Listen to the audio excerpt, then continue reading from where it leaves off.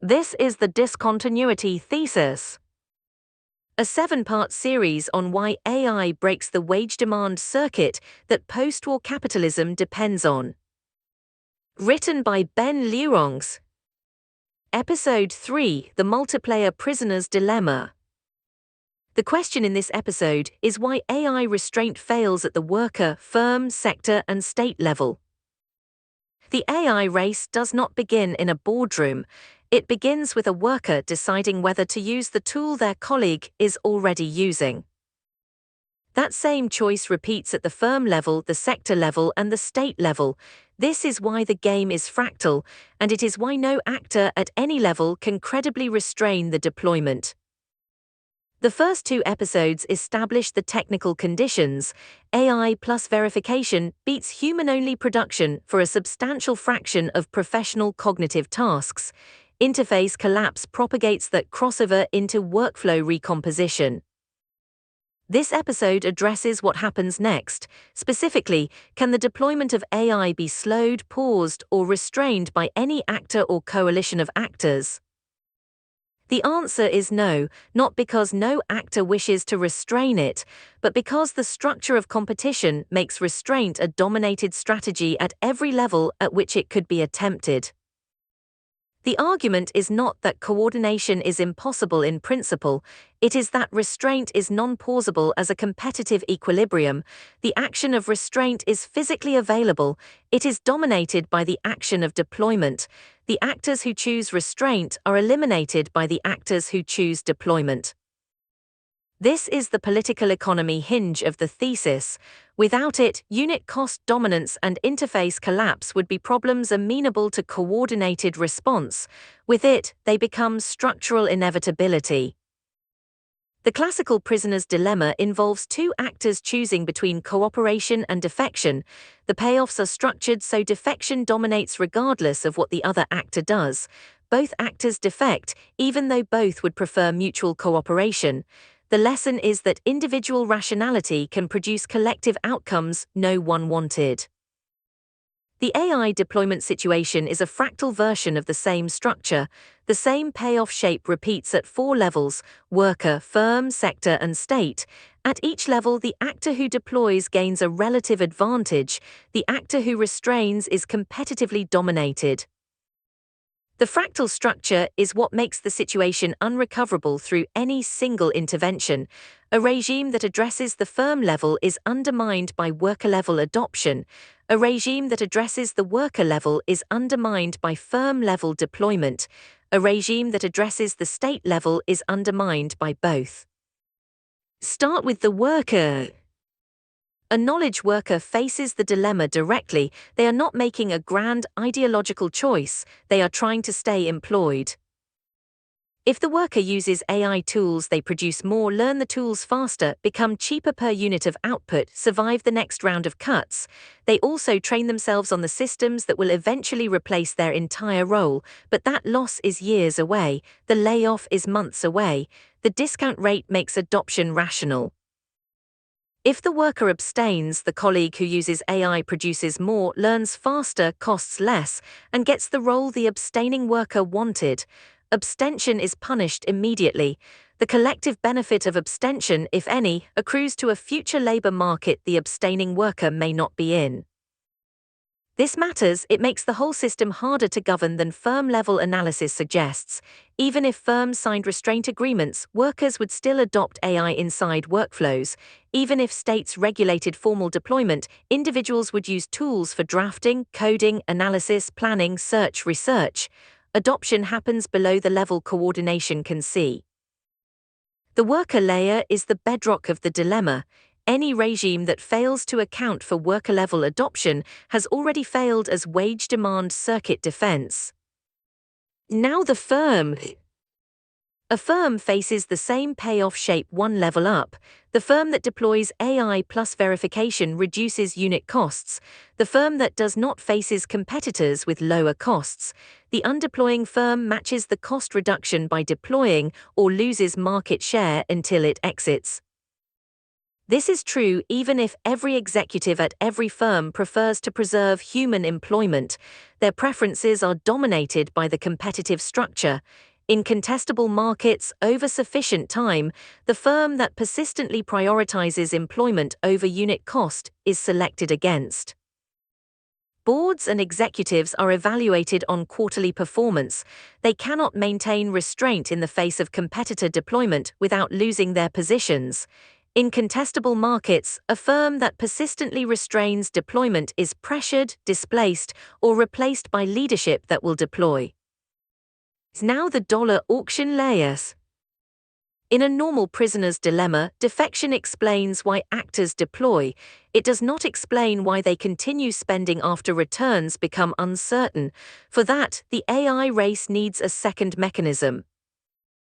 In the classic dollar auction, the winner receives the dollar, but the losing bidder also pays their bid. This creates escalation. Once both players have bid heavily, quitting guarantees loss. Continuing is irrational from outside, rational from inside the game. AI infrastructure has this structure. The losing firms do not simply fail to win. They are left with stranded compute, depreciating models, lost talent, weakened distribution, reduced investor confidence, no claim on future AI rents. The winner sets the platform layer on which others build. This is why continued spending can remain rational even when near-term margins are poor. The sunk cost is not the reason, the option value is. Stopping destroys the option, continuing preserves a non-zero chance of surviving the next round. Frontier labs are not spending hundreds of billions because they are confident of the return. They are spending because withdrawal would foreclose the position from which any future return could be claimed. Now the sector. At the sector level, restraint is unstable because capital, talent, and customers migrate toward lower-cost substitutes and adjacent entrants. A restrained sector does not compete only with its existing incumbents. It competes with new firms, foreign firms, platform firms, and adjacent sectors that use AI to repackage or automate part of its function. The restrained sector becomes a protected high-cost island. Unless the protection is global and permanent, the island erodes. A restrained legal services sector does not lose customers to manufacturing. It loses to legal tech platforms, in-house counsel teams using AI tools, foreign legal services operating remotely, and adjacent service categories that absorb part of legal work. Industry-level coordination is theoretically achievable. It is also undermined by the boundary between industries being more permeable than the coordination assumes. Sector boundaries are administrative conveniences, not economic walls. AI dissolves the conveniences without asking anyone's permission. Now the state. A state that restrains AI loses ground in technology, productivity, fiscal capacity, and the strategic capabilities that increasingly depend on AI infrastructure. Other states do not restrain. The restraining state's relative position weakens. State-level restraint produces worse outcomes for that state's population than deployment does. The political coalitions supporting restraint weaken as costs become visible. Capital flight, brain drain, erosion of competitive position appear within years. The state either abandons restraint or accepts persistent relative decline. National security amplifies this. AI is increasingly framed as military, intelligence, scientific, industrial, and cyber capacity. A state that falls behind in AI falls behind in those capacities. No major state can accept that outcome regardless of social cost, because the alternative is being outpositioned by states that did not. Friction changes timing, not equilibrium. The standard objection to this analysis is that real deployment is slow. Firms face integration costs, liability concerns, regulatory delay, internal politics, union resistance. The objection grants the competitive logic, but argues that friction prevents the logic from operating at the speed the thesis implies. Friction is real, the thesis does not deny it. The thesis denies that friction constitutes a stable cooperative equilibrium. A firm may delay because of liability or culture or integration cost. If unit cost dominance holds and competitors deploy, the delay becomes a cost disadvantage. The firm that delays still has to deploy eventually or accept persistent erosion of position. Friction redistributes when the deployment happens, it does not change whether it happens. The same applies at every layer. Workers who delay are outcompeted by workers who do not. Sectors that delay are eroded by adjacent sectors and foreign entrants. States that delay accept relative decline. In each case, friction is a transient cost, not a permanent equilibrium. The friction as rescue argument requires friction to be persistent and universal, which it is not, because the actors who absorb the friction are competing with actors who do not. The standard answer to a prisoner's dilemma is coordination. If actors can communicate, commit, and enforce, they reach the cooperative outcome both prefer. International treaties, industry standards, binding agreements. Can any of them stabilize restraint in the AI case? Repeated interaction exists. The classical route out of a prisoner's dilemma requires not merely repeated interaction but observable defection and credible enforcement. Those are the missing conditions. In AI deployment, defection is internal, diffuse, continuous, and often indistinguishable from ordinary productivity improvement. Detecting that production process has changed requires inspection of internal workflows. Firms have strong incentives to obscure them. Regulators lack capacity to perform inspection at scale. Aggregate data, payroll records, sectoral productivity statistics can detect deployment after the fact. By the time data shows defection, the defector has already captured the competitive advantage. Macro-level observability is post hoc. Treaty enforcement requires real-time observability, or it is not enforcement. Credible enforcement breaks down because the actors with capacity to enforce are the same actors with the strongest incentive to defect. States are the enforcers of international agreements. States are also the actors competing for AI advantage. A state that genuinely enforces a restraint agreement against its own firms cedes competitive position to states that do not.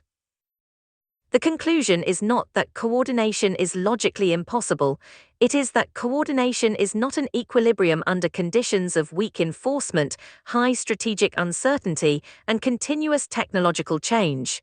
Those are structural features of the AI development environment. Defenders sometimes point to historical precedents for coordinated technology restraint, nuclear nonproliferation, chemical weapons treaties, ozone-depleting substances. Nuclear works because the core pathway to the weapon runs through scarce fissile material and identifiable facilities. AI has choke points too. Chips, hyperscale data centers, cloud providers, energy, they matter for frontier training, they matter less for the wage demand problem. Labor substitution diffuses through APIs, open-weight models, smaller systems, enterprise wrappers. Chemical weapons treaties work better than AI restraint because chemical weapons have little legitimate civilian economic value. AI is the most economically valuable technology of the era. States abandoning AI lose enormous value. Ozone-depleting substances were restrained because the relevant chemicals had close substitutes that did not damage the ozone layer. AI has no substitute for the cognitive functions it performs. The substitute for AI cognition is human cognition, which is what AI cognition replaces because it is more expensive.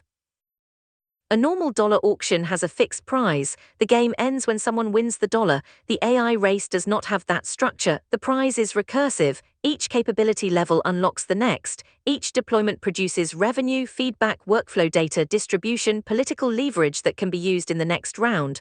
Winning one round does not end the contest. It changes the baseline from which the next contest begins. You do not win the AI race, you survive one round, then the next round starts immediately with higher stakes and faster timelines. There is no plateau, only slope. There is one more reason coordination fails. Even if the institutional conditions for restraint were satisfied, the boundary between AI assistance and AI replacement could not be cleanly drawn.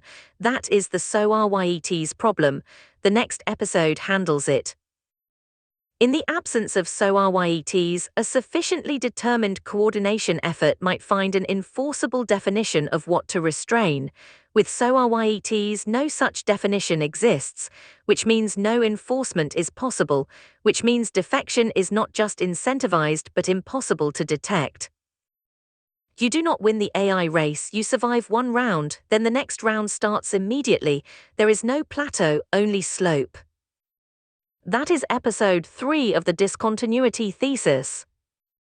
The full essay, transcript and citations are at unitcostdominance.com. Next, the Sorites collapse principle, why no stable line can be drawn inside the workflow.